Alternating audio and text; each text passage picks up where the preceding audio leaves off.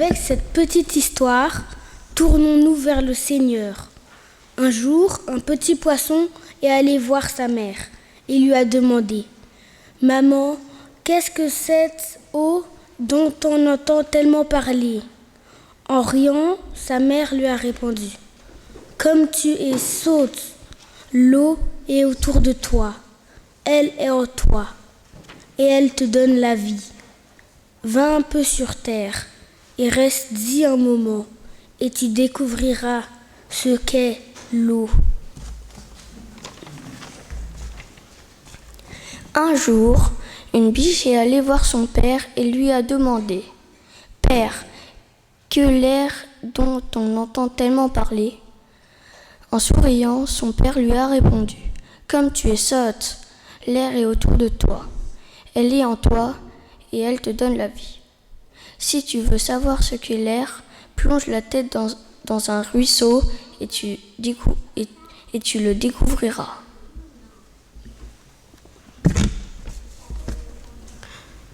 Un jour, un homme est allé voir sa mère.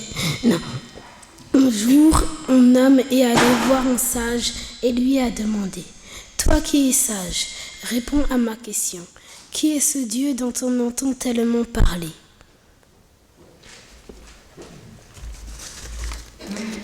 Prions. En ce début de culte, nous te le demandons, Seigneur. Apprends-nous à te reconnaître comme celui qui est autour de nous et qui est en nous et qui nous donne la vie. Apprends-nous à te reconnaître dans l'ordinaire de nos journées, dans la simplicité d'une rencontre, dans la chaleur d'un sourire échangé. Amen. Et je vous invite à prendre notre premier cantique que vous trouvez à la page 252. C'est un cantique que les enfants commencent à bien connaître, puisque c'est celui qui ouvre toutes nos rencontres d'éveil à la foi. Je vous invite à vous lever. Seigneur, nous arrivons des quatre coins de l'horizon, nous voilà chez toi. Seigneur, nous arrivons des quatre coins de l'horizon, dans ta maison. Nous avons marché sur des routes humaines, nous avons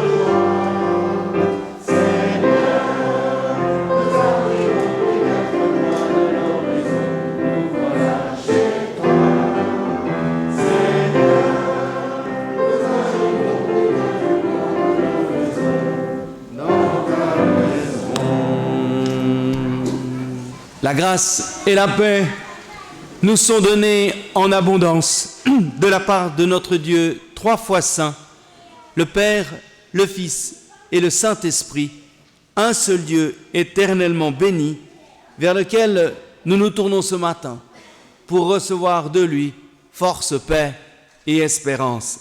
Amen. Bienvenue, bienvenue à chacune et chacun d'entre vous. Ce matin, pour ce culte, bienvenue à nos fidèles paroissiennes et paroissiens et bienvenue à vous qui êtes ici peut-être pour la première fois. Soyez tout particulièrement les bienvenus. Ce matin, notre communauté est dans la joie car nous allons installer liturgiquement notre nouveau conseil de paroisse. Et c'est Chris Cook, présidente de l'Assemblée du Consistoire et une amie de notre communauté, qui procédera à ce moment liturgique. Bon, elle est là aussi pour une autre casquette, mais ça, elle nous le dira tout à l'heure. À cette occasion, nous voulons aussi dire toute notre reconnaissance à celles et ceux qui les ont précédés dans cette tâche, non seulement dans la dernière législature, et nous aurons l'occasion de les nommer et de les remercier, mais également, et cela me réjouit beaucoup, de voir parmi nous aujourd'hui beaucoup d'anciens, anciennes conseillers et conseillères de nos anciennes paroisses, devenues la paroisse Rive-Gauche. Vous êtes là et cela nous réjouit beaucoup. Mais ce matin, nous avons aussi la joie d'avoir parmi nous plusieurs familles avec leurs enfants. Et alors, j'invite les enfants, dans un premier temps, à venir me rejoindre devant, un peu comme on fait quand on a l'éveil à la foi. Venez devant me rejoindre. Et Marie, je t'encourage à les encourager à me rejoindre. J'imagine les enfants que, à la maison, il arrive qu'on vous raconte des histoires. Qui c'est à la maison qui vous raconte des histoires? Qui c'est? Papa, il te raconte des histoires. Ah, ça c'est bien. Et vous aimez bien? T'aimes bien quand on te raconte des histoires? Victoria, t'aimes bien? Ouais. Moi j'aime bien aussi quand on me racontait des histoires. Alors, les histoires, on peut les sortir de beaucoup de livres. Je suis sûr que vous avez beaucoup de livres à la maison. Moi, vous connaissez, j'ai aussi mon petit livre de poche. Hein? Celui-là, vous le connaissez, hein? C'est celui qu'on utilise, hein, pour raconter les histoires, hein? Alors, il y a beaucoup d'histoires qui sont tirées de ce petit livre de poche, mais c'est les mêmes qu'on retrouve dans ce livre. Celui-là, vous le connaissez peut-être, vous l'avez je sais qu'il y a certains qui l'ont à la maison. Hein? Et bien, on retrouve les mêmes histoires dans ce livre. Cela dit, très bien fait celui-là. Si vous ne l'avez pas pour vos enfants et petits-enfants, je vous le recommande. La dernière fois, à l'éveil à la foi, on vous avait notamment raconté l'histoire d'Abraham. Mais je vais vous poser une question, tiens, pas seulement aux petits qui sont devant, aux enfants, mais à vous tous. Alors, au début, ça va être simple. Qui a connu ses parents? J'espère tout le monde. Hein? Je vous invite à lever la main si vous avez connu vos parents ou un de vos parents. Voilà, très bien. Qui a connu ses grands-parents? Voilà. Ah, tu peux lever la main, Alice, quand même. Hein? Qui a connu ses grands-parents? Voilà. Toi, t'as connu. Qui a connu, ça c'est plus difficile, qui a connu ses arrière-grands-parents? Moi aussi. Voilà. Toujours plus difficile, c'est comme au cirque. Qui a connu ses arrière-grands-parents? Toi, t'as connu, Arlette. Ah, c'est magnifique. Il y a quelqu'un qui a connu ses arrière-grands-parents. Magnifique. Si je continue, je pense que là, ça va devenir franchement compliqué. Eh bien, ce qu'il faut bien vous rendre compte, les enfants, c'est que même nos arrière-grands-parents qu'on n'a pas connus, qui ont vécu il y a très longtemps, quand il n'y avait même pas d'ordinateur, pas d'automobile, des châteaux forts et encore plus vieux, eh bien, ils lisaient déjà les mêmes histoires que nous, dans ce livre. Et c'est étonnant de penser qu'on s'est passé ces histoires de génération en génération. Et pourquoi est-ce qu'aujourd'hui on les raconte? Parce que quelqu'un nous les a racontées. Ça peut être vos grands-parents, ça peut être vos parents. Quelqu'un vous a raconté ces histoires d'Abraham, de Jésus. Et peut-être que vous, quand vous serez plus grand, et que vous aurez peut-être des enfants et des petits-enfants, à votre tour, vous raconterez ces mêmes histoires. Eh bien, c'est parti du fait que Jésus, quand il se promenait, il a pris des amis avec lui. Il en avait 12. Moi, je ne sais pas les noms par cœur. Il y avait Pierre, André, Jacques, Jean, Philippe, Barthélemy, Thomas, Matthieu, Thaddée, Simon, Judas et un deuxième Jacques. Et il les a envoyés 2 par 2 pour aller raconter ces histoires, parler de l'amour de Dieu à tous les gens qu'il rencontrait. Et c'est ainsi que toutes ces histoires qui sont dans mon petit livre de poche, eh bien, elles sont arrivées jusqu'à nous. C'est fou ça de penser qu'on est comme, vous savez, si on fait une chaîne, on est comme le dernier maillon de cette chaîne qui peut remonter jusqu'à Jésus lui-même, il y a très très très très longtemps. Alors, c'est un peu le principe d'une communauté comme la nôtre. Eh bien, il y a tous les âges qui sont représentés. Il y a des enfants, il y a des personnes plus âgées. Eh bien, pour manifester cela, on va maintenant prier ensemble, mais on va prier entre des personnes plus âgées et vous, les tout jeunes enfants. Alors, j'invite à me rejoindre maintenant Suzy et Heidi, ainsi que les 4 qui vont dire une phrase. Nora, Alice, Maëlle et Adriel. Où t'es prêt, toi, t'as ta phrase, t'es déjà prêt, t'es au taquet, toi. C'est bien. Et Marie, tu viens avec? Et nous allons prier. Alors, Alice et Nora, je vous invite. Maëlle, tu viens aussi devant? Voilà. Et on va prier tous ensemble. Seigneur, nous venons te confier nos petits-enfants et tous les enfants du monde. Ils sont la promesse de demain. Donne-nous un cœur plein de tendresse pour les accueillir, les écouter et les comprendre. Toi, tu les connais et tu les aimes. Tu sais combien nous les aimons aussi. Ils sont souvent pour nous source de joie et d'émerveillement. Et pour tout cela, nous te rendons grâce.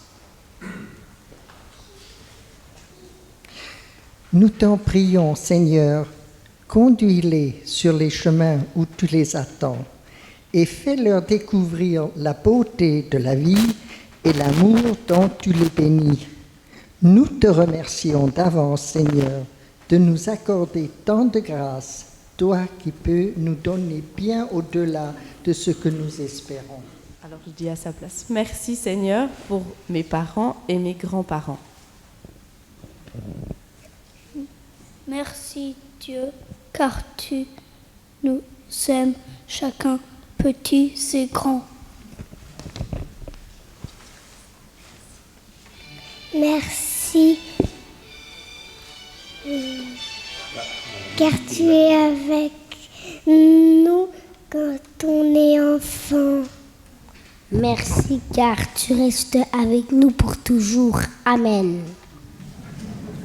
C'était un bel Amen. Alors, nous allons chanter, évidemment, le cantique « Jeunes et vieux ». Alors, il n'est pas très simple à chanter, alors on va l'apprendre un peu ensemble. Et je vous invite à vous lever pour le chanter, c'est à la page 817. Jeunes et vieux se réjouiront ensemble, les jeunes filles danseront de joie. La la la la la la la la la la la la la la. Je changerai leur deuil en allégresse et je les consolerai. Je leur donnerai la joie au lieu du chagrin. Je leur donnerai la joie. Je leur donnerai la joie au lieu du chagrin. Je leur donnerai la joie. Prions. Seigneur Jésus, tu nous appelles. Fais que nous entendions toujours mieux ton appel. Donne-nous d'y répondre toujours plus généreusement. Seigneur Jésus, tu nous envoies. Fais que nous soyons toujours plus fidèles.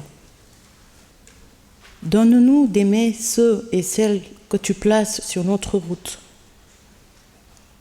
Seigneur Jésus, donne-nous d'être attentifs à ta parole. Fais que nous en vivions toujours davantage. Amen.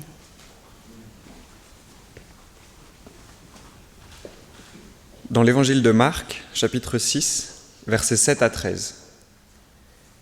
Jésus parcourait les villages des environs en enseignant. Il fait venir les 12, et il commença à les envoyer 2 par 2, leur donnant autorité sur les esprits impurs.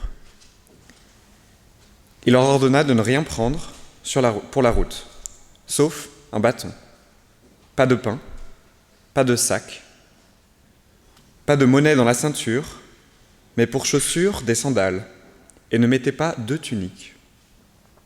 Il leur disait, « Si quelque part vous entrez dans une maison, demeurez-y jusqu'à ce que vous quittiez l'endroit.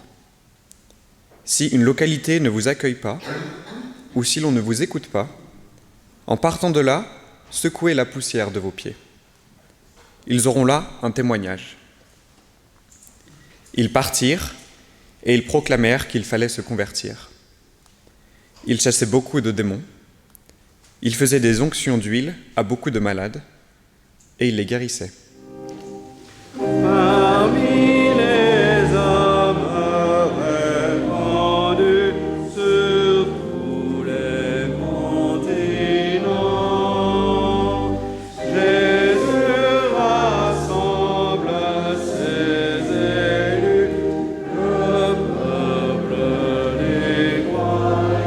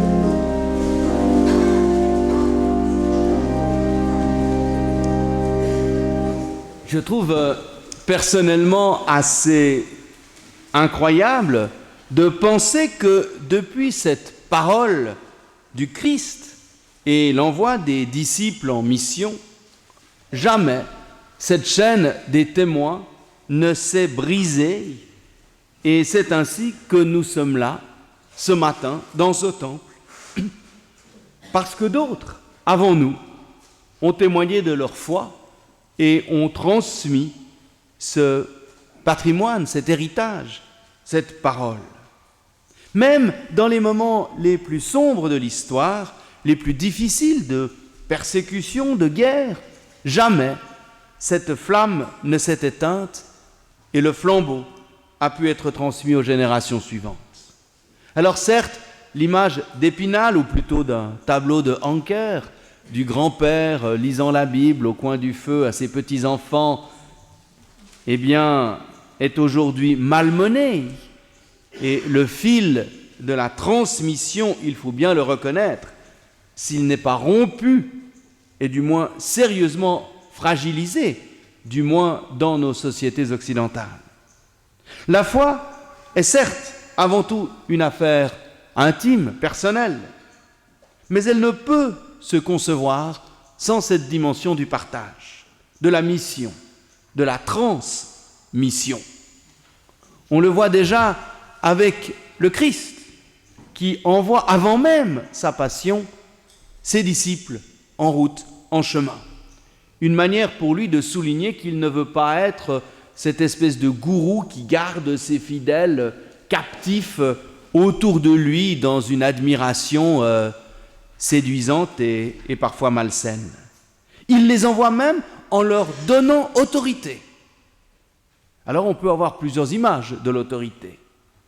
On peut penser, un exemple parmi tant d'autres, à ce qui se passe en Iran, où on voit les gardiens du régime qui ont autorité pour faire respecter avec une violence inouïe la morale telle qu'elle est comprise par la religion des mollahs. Mais l'autorité, étymologiquement, ce n'est pas ce qui oppresse, au contraire, c'est ce qui fait grandir, ce qui permet à l'autre d'advenir, qui lui permet de découvrir de nouveaux horizons, d'élargir sa vie. Alors aujourd'hui, comme conseiller et conseillère de paroisse, vous recevez aussi de la communauté et à travers le Seigneur l'autorité pour que notre communauté grandisse, à la fois à travers chacun de ses membres, intérieurement et spirituellement, mais également par vos choix et décisions pour que la communauté accroisse son rayonnement. Et ce n'est pas une petite affaire. C'est pourquoi Jésus prend soin d'envoyer ses disciples deux par deux. Une manière de rappeler qu'on a rarement raison tout seul. Et qu'à plusieurs, notre discernement est plus large.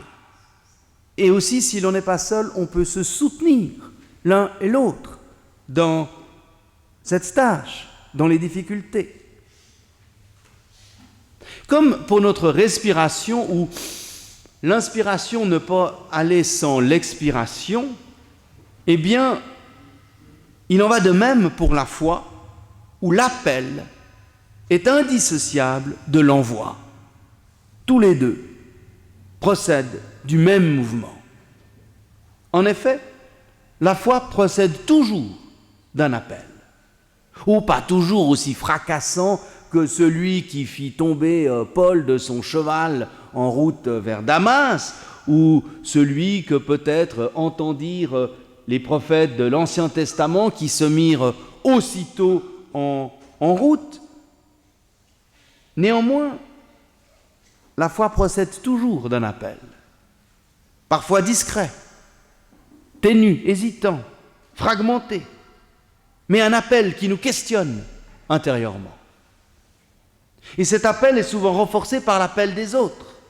Et pour vous, conseillers et conseillères de paroisse, ce fut très concrètement les membres de la commission électorale qui vous adressèrent appel. En effet, le plus souvent, l'appel de Dieu passe par des personnes humaines.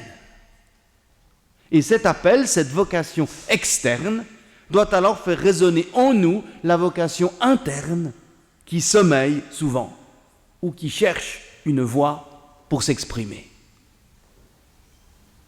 Trop souvent, Par fausse humilité, par pudeur, on préfère se défausser, ne se jugeant pas assez capable soi-même ou pas assez croyant pour répondre à un appel. Pas seulement comme conseiller ou conseillère de paroisse, mais pour de nombreuses autres tâches au service de cette mission large. Les disciples, qui forment une petite troupe essentiellement de pêcheurs, de gens simples, voire même malfamés, si l'on pense à Matthieu, qui était au bureau des taxes quand il s'est fait appeler, eh bien, les disciples ne cochaient certainement pas toutes les cases de l'offre de l'emploi si Jésus avait passé par une agence de recrutement pour choisir ses disciples. Et pourtant, Jésus non seulement les choisit, mais il leur donne autorité et les envoie. Et les disciples se mettent en route. Non pas tant en fonction de leurs compétences, de leur expérience, ni même de leur foi, mais parce qu'ils ont l'assurance d'être soutenus, accompagnés, portés dans leurs tâches par le Seigneur qui n'abandonne jamais ceux et celles qu'il envoie en route. Et de cette fidélité du Seigneur envers ceux qui essayent de se mettre à sa suite, je peux en témoigner personnellement. Lui qui renouvelle, semaine après semaine, ma vocation, mon envie et ma joie de le servir. Les disciples se mettent en route, mais sans destination précise. Ils ne ciblent pas d'abord les synagogues ou les lieux saints, les lieux de rassemblement. Ils vont un peu au bonheur la chance. Ils vont à la rencontre des gens dans leur vie ordinaire. Et c'est là pour nous un indice de ne pas limiter notre vocation ou notre action au seul lieu d'église. Nous sommes chacun et chacune envoyés là où la vie nous mène. Notre vie familiale, professionnelle, associative, caritative. C'est là que le Christ nous envoie. Et je le sais bien, ce n'est pas facile. Et le Christ le sait aussi.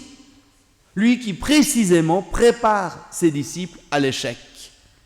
Si une localité ne vous accueille pas, si l'on ne vous écoute pas, en partant, secouez la poussière de vos pieds. Une manière de dire « faites au mieux ». Mais rien ne sert de vous obstiner si les personnes ne veulent pas entendre. En revanche, dans les consignes qu'il donne à ses disciples avant le départ, ne rien prendre sauf un bâton, porter des sandales. Jésus, en fait, les encourage à essayer de vivre une forme de cohérence entre ce qu'ils vont annoncer et ce qu'ils essayent de vivre eux-mêmes. Leur autorité leur sera reconnue à travers cette cohérence. Et on le voit bien aujourd'hui, avec tous ces donneurs de morale, que ce soit en politique ou en religion, qui veulent imposer leur point de vue, souvent même des règles morales, mais qui sont eux-mêmes si souvent pris en faute, en totale contradiction entre ce qu'ils disent et ce qu'ils vivent. Et cela les décrédibilise, eux, autant que le message qu'ils portent. Alors certes, et moi le premier, nous sommes tous pécheurs, et aucun de nous, même le plus saint parmi nous, ne peut prétendre vivre en parfaite harmonie et sans contradiction. Et c'est pour cela que nous avons besoin, semaine après semaine, du pardon du Christ. Mais ce pardon reçu doit être reçu et vécu comme un encouragement à rechercher davantage cette cohérence entre notre foi et notre manière de vivre. Là résidera la force de notre témoignage. Partir léger, comme Jésus nous y encourage, c'est aussi une manière de nous inviter à ne pas arriver encombrés avec tous nos a priori, nos règles ou nos dogmes. Arriver vers l'autre les mains vides, c'est se rendre finalement disponible pour la rencontre, prêt à se laisser surprendre soi-même. Cohérence et simplicité sont les deux termes qui devraient accompagner notre vie, que ce soit notre vie personnelle ou notre vie communautaire. Partir en mission avec un seul bâton, il faut bien le reconnaître, ce n'est pas ce qu'a toujours fait notre Église, elle qui, si souvent, a manqué de modestie, d'humilité, et peut-être a cru ou croit encore trop souvent avoir son mot à dire en toutes circonstances de la vie. C'est là une question bien délicate, car notre Église ne doit pas être déconnectée de la réalité en vivant comme dans une bulle ou sur une île déserte. Mais en même temps, notre Église, si elle ne fait que suivre le monde et crier avec le monde, n'aura rien de particulier à offrir. Il faut peut-être là réentendre cette injonction du Christ de ne partir qu'avec un seul bâton, comme une invitation à une forme de prudence, de simplicité, d'humilité. Nous ne sommes certainement pas experts en toutes circonstances du monde. Mais en toutes circonstances, nous avons notre trésor à offrir, la parole de Dieu et la force de la prière. Tel Pierre, devant le paralysé de la belle porte, à qui il dit « De l'or et de l'argent, je n'en ai pas, mais ce que j'ai, je te le donne. » Nous avons, nous aussi, un trésor à partager. Et pour pouvoir le partager, nous devons en premier lieu essayer d'être nous-mêmes habités intérieurement par cette parole. Parler avec autorité, comme Jésus nous encourage à le faire, ce n'est pas répéter des leçons apprises par cœur, enseigner un code moral, des dogmes ou des règles, mais c'est être soi-même habité par la parole de Dieu et vouloir la partager avec joie et simplicité. Il ne faut être ni prétentieux, ni naïf, mais lucide devant la difficulté de la tâche, mais une lucidité nourrie par l'espérance qui ne nous permet peut-être pas de changer le monde, mais de commencer par changer notre regard sur le monde. La tâche est incommensurable et bien trop lourde pour nos frêles épaules, et il y a de quoi souvent être découragé. Mais comme à Gédéon, le Seigneur nous dit ce matin, me dit, va avec la force que tu as, et moi, je suis avec toi. Amen.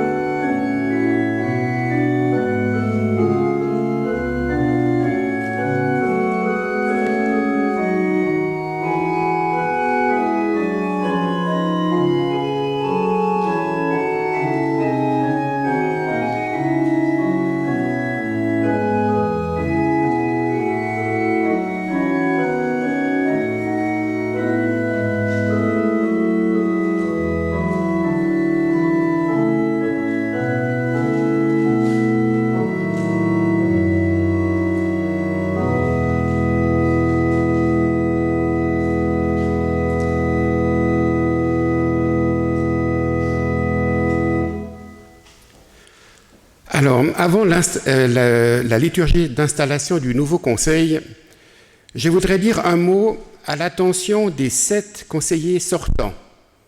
Les conseillers qui ont siégé ces 4 dernières années et qui ont décidé de ne pas briguer un nouveau mandat. Tout d'abord, un immense merci. Merci pour ces 4 années de collaboration au service de sa parole. Il s'agissait de la première législature de la nouvelle paroisse Rive-Gauche, issue de la fusion des 3 paroisses. Et la tâche que nous avons accomplie a été herculéenne. Le résultat de ces efforts, c'est que nous avons la chance aujourd'hui d'avoir une belle paroisse dynamique qui fonctionne bien et qui se développe de façon réjouissante. Maintenant, ces anciens conseillers ne quittent pas la paroisse pour autant. Ils demeurent des paroissiens actifs et certains conservent même certains mandats avec le conseil.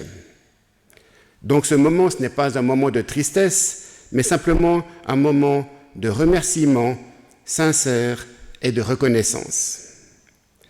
Alors ces 7 conseillers, je vais maintenant les appeler un à un et je les prie de venir me rejoindre devant l'Assemblée. J'aurai alors le plaisir de leur remettre un petit cadeau, une attention pour les remercier de leur magnifique engagement. Alors, par ordre alphabétique, j'appelle Marianne Beauvais,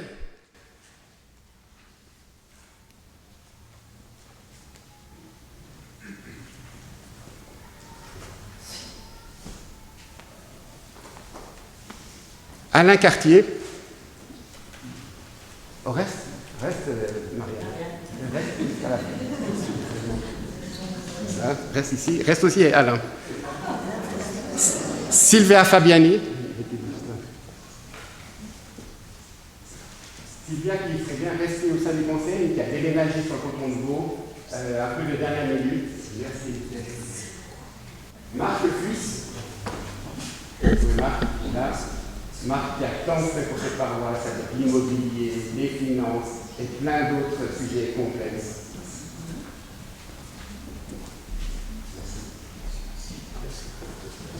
J'appelle Elisabeth Pictet,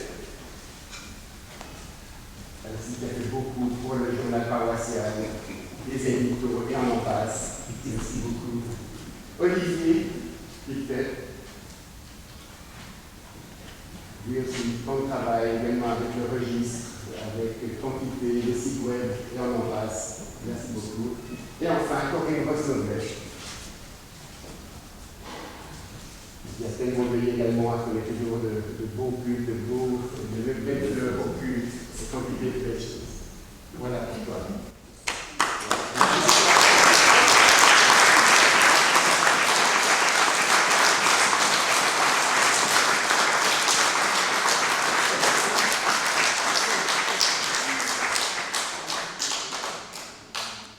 Et maintenant, c'est à Chris de venir pour prendre la parole. Merci Laurent, merci Emmanuel. C'est effectivement un très grand plaisir pour moi d'être avec vous ce matin, comme représentant d'abord du consistoire, pour procéder à l'installation de votre nouveau conseil. L'amitié qui me lie à cette paroisse depuis pas mal d'années, déjà, elle est très très forte. Donc c'est aussi un vrai plaisir personnel pour moi de partager ce moment d'installation avec vous. Le 5 mai 2024, votre Assemblée générale a élu votre nouveau conseil pour une période de 4 ans. Dans leur reconnaissance, nous allons maintenir installés dans cette fonction celles et ceux qui ont été choisis.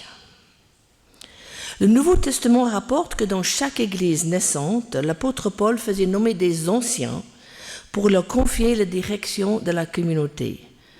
Il dit à ceux d'Éphèse, « Prenez soin de vous-même et de toute la communauté dont le Saint-Esprit vous rend responsable. Prenez soin de l'Église de Dieu que Jésus a créée par le don de sa vie. » Les réformés ont voulu suivre cet usage apostolique et ont toujours tenu à ce que la direction de leur Église soit partagée entre ministres et fidèles. Votre rôle sera donc de discerner continuellement avec toute l'Église quelle mission Dieu confie à votre paroisse et à votre région rive gauche, et de veiller à sa mise en œuvre. Pour cela, vous collaborerez avec les différents ministères ou espaces de l'Église. Vous ne vous êtes pas choisis, mais vous êtes appelés à vous découvrir les uns les autres et surtout à vous faire confiance pour travailler ensemble dans le champ de Dieu et relever ensemble les défis des années à venir. Vos attachements communs à Jésus-Christ vous aidera en cas de difficulté ou de tension. Lorsque nous nommons un conseil, nous ne donnons pas, comme Emmanuel a très bien dit dans sa prédication, nous ne donnons pas une tête à l'Église, mais nous nous offrons un instrument pour mieux travailler ensemble et exécuter les décisions. Dans cette perspective, je vous invite à recevoir celles et ceux que vous avez élus. À l'appel de son nom, j'invite les conseillers et les conseillères à se lever et à venir devant. Nadine Akame, Daniel Bess, Pierre Colson, Guillaume Kramer, Pierre-Édouard Debay, Natacha Guyot-Goliker, Philippe Henner, Françoise Piguet, Christine Prato, Laurent Rupp et Marcelo Uriot.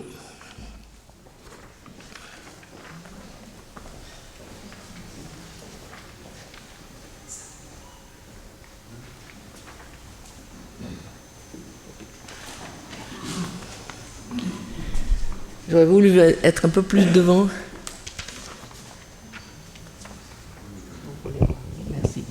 Merci. Oui, comme ça, je vous regarde, je trouve que c'est mieux que d'être derrière et de parler. Conseillers et conseillères, vous êtes l'autorité responsable de votre paroisse.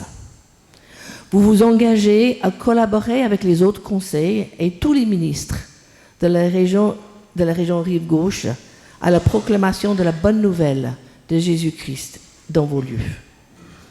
Vous veillerez non seulement à l'unité de votre paroisse, mais aussi à son intégration dans le projet missionnaire que vous portez en région. Vous faciliterez l'accueil et la participation du plus grand nombre à la vie de l'Église. Vous prendrez à cœur le témoignage de toute l'Église et travaillerez en solidarité avec vos autorités dans l'esprit de service et d'amour. Comme vous y engage l'apôtre Jean, n'aimez pas en discours et en belles paroles, mais en actes et dans la vérité. Est-ce bien là votre volonté?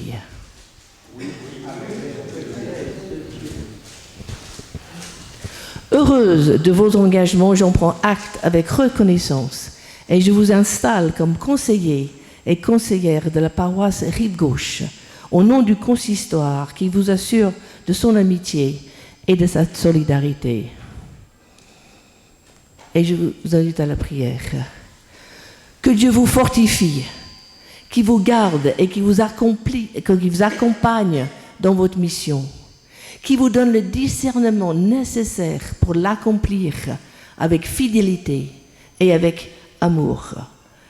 Merci pour votre engagement au nom de Jésus-Christ, qui vous assure aussi de son accompagnement. Le Saint-Esprit sera avec vous, sur cette paroisse et sur l'ensemble de l'Église de Jésus-Christ. Amen. Je vous laisse là et je vous invite l'Assemblée à se lever. Et dans vos feuillets, il y a vos engagements auprès de vos conseillers.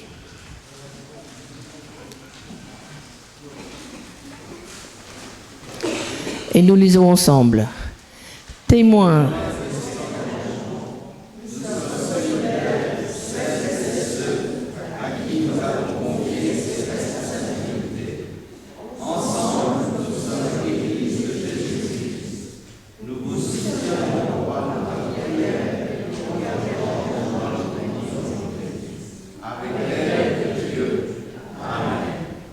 Amen.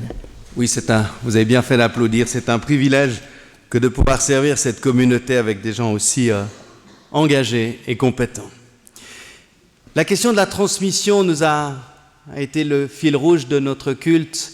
Eh bien, s'il y a un texte qui a porté cette transmission de génération en génération dans toutes les langues, dans toutes les cultures, c'est bien la confession de foi. La confession de foi, on peut soit prendre des textes très modernes pour dire la foi avec les mots d'aujourd'hui, soit au contraire dire notre foi avec les mots de toujours et de tout le temps. C'est ce que je vous invite à faire maintenant en disant ensemble le credo, le symbole des apôtres. Vous le trouvez tout au dos de votre livre de chants. Dans le livre de chants, à la dernière page, quasiment sur la page de couverture, vous trouvez le credo. Je vous invite à vous lever pour dire ensemble la confession de foi de toute l'Église. Je crois en Dieu, le Père Tout-Puissant, Créateur du ciel et de la terre. Je crois en Jésus-Christ, son Fils unique, notre Seigneur, qui a été conçu du Saint-Esprit et qui est né de la Vierge Marie. Il a souffert sous Ponce Pilate, il a été crucifié, il est mort, il a été enseveli, il est descendu aux enfers. Le troisième jour, il est ressuscité des morts, il est monté au ciel, il siège à la droite de Dieu, le Père Tout-Puissant. Il viendra de là pour juger les vivants et les morts.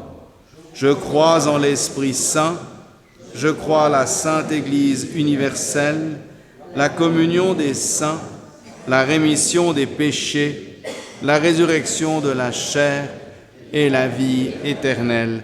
Amen. Tous ensemble, ô notre Dieu, nous cherchons ta face.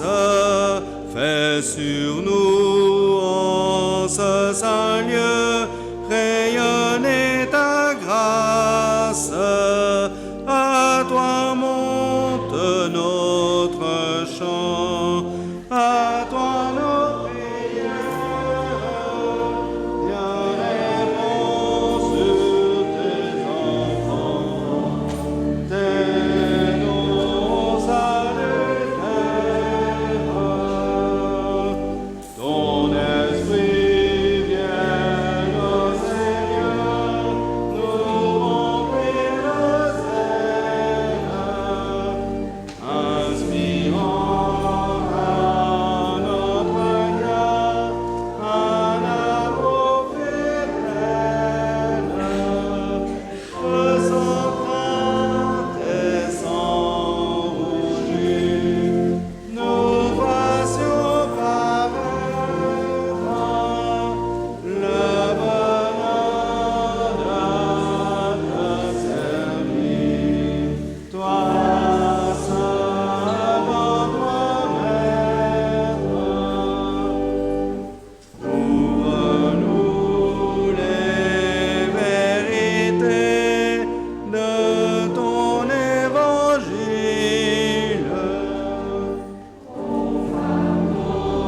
Nous sois léger et ton jour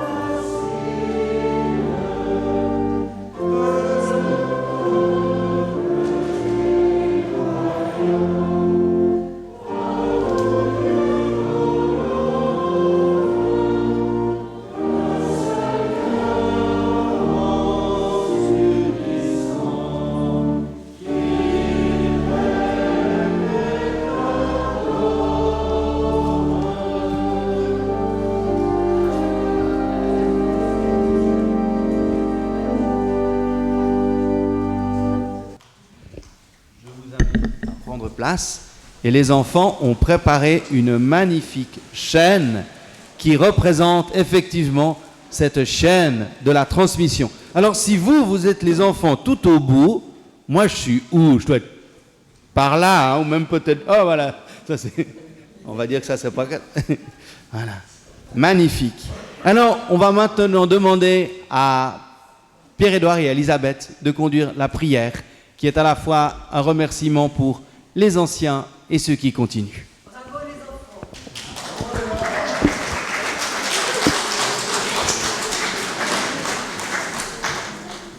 Seigneur, j'aimerais te dire merci. Merci pour toutes ces personnes qui, avant nous, ont fait vivre cette belle paroisse et ont transmis aux générations suivantes leur espérance. Merci pour tous ces hommes et ces femmes qui n'ont pas compté leur temps et leur énergie à ton service. Bénis-les aujourd'hui encore, alors que nous avons désormais pris le relais.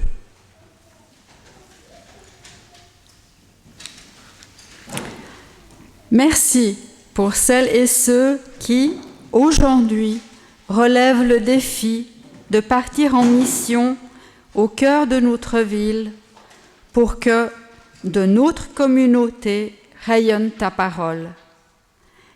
Merci aussi pour toutes ces familles, ces parents et grands-parents qui ont à cœur de transmettre aux plus jeunes ce patrimoine merveilleux qu'est ton amour pour chacun de nous.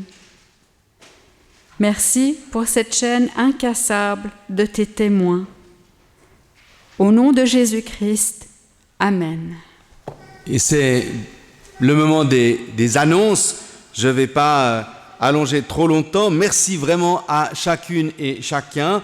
Merci aussi, un petit merci particulier à Clément qui fait des allers-retours entre l'orgue et le piano et qui aujourd'hui encore remplace Tigrane. Alors, grand merci à Clément. Si vous ne recevez pas les informations de la paroisse, prenez la feuille du mois et surtout laissez vos coordonnées à un des conseillers ou conseillères d'accueil de manière à ce que vous puissiez être tenu régulièrement informé des activités de notre paroisse. Il y en a vraiment pour tous les goûts et tous les âges. Tout à l'heure, nous aurons le plaisir de profiter de l'après-culte dans la salle du foyer. Je vous encourage à y rester, c'est un beau moment de convivialité. Et si vous le pouvez, et si vous le souhaitez, eh bien, il y a aussi un repas pour ceux qui veulent un après-culte. Donc, soyez les bienvenus. La semaine prochaine, j'aurai le plaisir de conduire le culte au temple des eaux vives. Et puis, Chris va changer de casquette aujourd'hui. Elle est multifonction parce qu'il y a quelque chose auquel on ne peut échapper dans cette église et encore, à plus forte raison, dans cette paroisse, c'est les rouleaux de printemps d'automne. Donc, elle va nous dire 2 mots et je remercie son équipe d'être présent avec nous aujourd'hui. Merci beaucoup Emmanuel. Effectivement, je préside l'Assemblée, je fais partie de l'Église, mais je fais aussi partie de l'association qui s'appelle Contact Jeunes. Et quand Emmanuel a parlé dans son message du fait que on reste pas que dans l'Église, mais on va, Jésus a envoyé ses disciples là où étaient les gens, ben, Contact Jeunes, c'est ça. Contact Jeunes est dans vos locaux et soutenu par cette paroisse. C'est un énorme esprit de gratitude. On ne peut pas juste le dire comme ça. Pas seulement vous louez les bureaux à un tarif imbattable, et puis, mais vous soutenez aussi financièrement. Mais c'est sûr que même ça ne suffit pas à faire tourner l'association. Et puis, avant de vous parler des rouleaux, Constantin va vous dire 2 mots. Pourquoi lui Qu'est-ce qu'est Contact Jeunes pour lui? Déjà, Contact Jeunes, c'est un moment pour les jeunes où on se réunit tous les vendredis pour discuter de la foi et plein d'autres sujets. Il y a aussi les camps pour se retrouver plus longuement pendant les vacances. Mais Contact Jeunes, c'est surtout et avant tout un moment où on peut être soi-même sans avoir peur du jugement des autres. Merci. Et donc, comme l'a dit Chris, pour financer tout ça, on organise une vente de rouleaux de printemps le samedi 16 novembre. Donc voilà, il y a 3 saveurs de rouleaux de printemps, crevettes, viande ou végétarien. Donc n'hésitez pas à venir prendre vos commandes à la fin du culte. Voilà. Et puis donc les jeunes seront à une petite table à l'après-culte, vous pouvez venir auprès d'eux. Ces rouleaux de printemps, c'est le samedi, ils sont livrés chez vous, vous pouvez venir les chercher ici. Ils vous donneraient tous les détails. Si vous dites aujourd'hui j'ai pas réfléchi, qu'est-ce que je veux, vous n'avez pas besoin de payer aujourd'hui, vous pouvez payer à la commande ou après. Il y a un petit papier, vous pouvez prendre chez vous. Il y a un coupon que pour cette paroisse. ou vous pouvez nous le renvoyer après. Donc merci beaucoup de faire bon accueil aux jeunes et à cette vente. Merci beaucoup.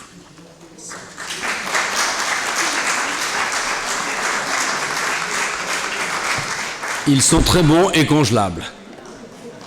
Nous chantons notre dernier cantique avant les paroles d'envoi et de bénédiction que vous trouvez à la page 912. Nous nous levons.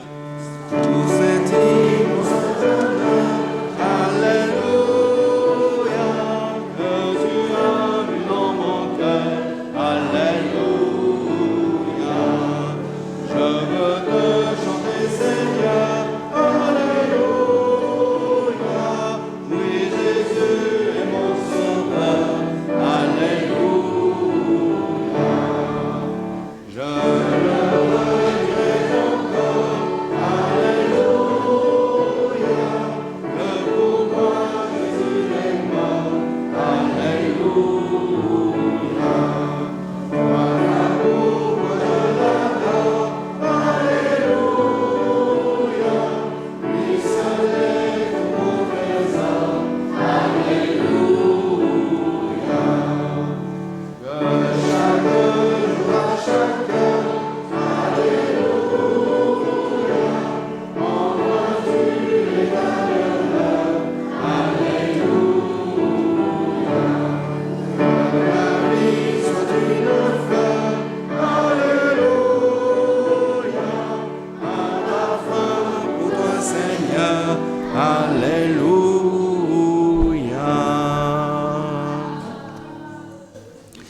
Si la pierre disait « Ce n'est pas une pierre qui peut monter un mur, il n'y aurait pas de maison. » Si la goutte d'eau disait « Ce n'est pas une goutte d'eau qui peut faire une rivière, il n'y aurait pas d'océan. » Si le grain de blé disait « Ce n'est pas un grain de blé qui peut ensemencer ce champ, il n'y aurait pas de moisson. » Si l'être humain disait « Ce n'est pas un être humain qui peut transformer le monde, il n'y aurait jamais d'amitié et de paix sur la terre des humains. » Comme la moisson a besoin de chaque grain de blé, comme la maison a besoin de chaque pierre, comme l'océan a besoin de chaque goutte d'eau, le monde a besoin de toi, unique et irremplaçable. Que la bénédiction de Dieu nous garde et nous conduise dans sa paix. Que l'amour de Dieu le Père, la grâce de Jésus-Christ notre Seigneur et la communion du Saint-Esprit nous conduisent et nous gardent. Amen.